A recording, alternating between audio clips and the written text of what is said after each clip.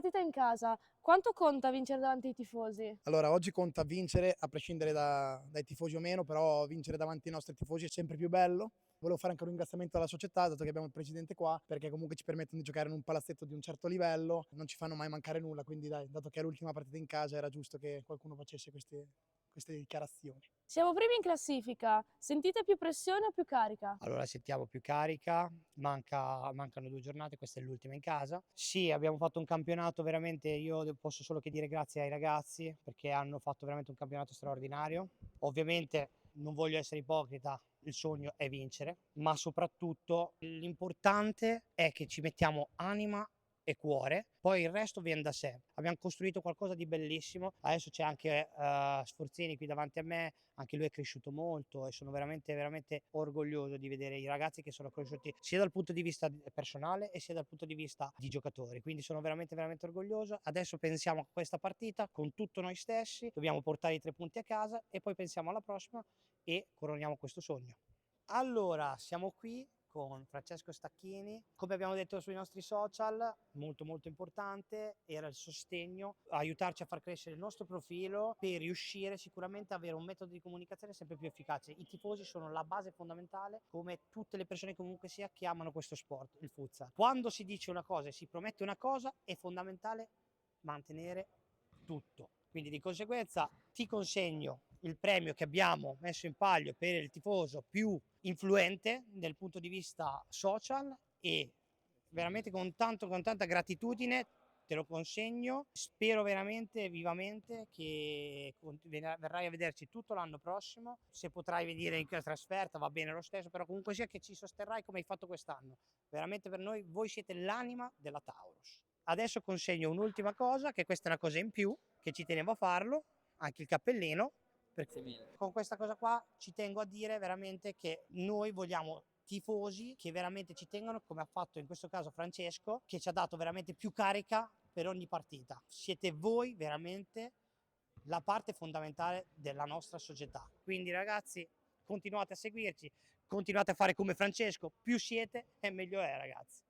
Nel cuore del campo si alza un gran boato e il toro che avanza fiero e mai domato, con il rosso nel sangue, il blu nell'anima, giocare per vincere è la nostra priorità. Rosso priorità, rosso e blu, il toro va. Non si fermerà. Taurus dell'aria grida alla città. Una squadra, un'anima, un'identità. Da Bellaria portiamo tempesta. Ogni minuto è una lotta onesta. Sul parquet si combatte col cuore. Taurus è orgoglio, forza e valore. Oh, oh, oh, oh, ha un'identità.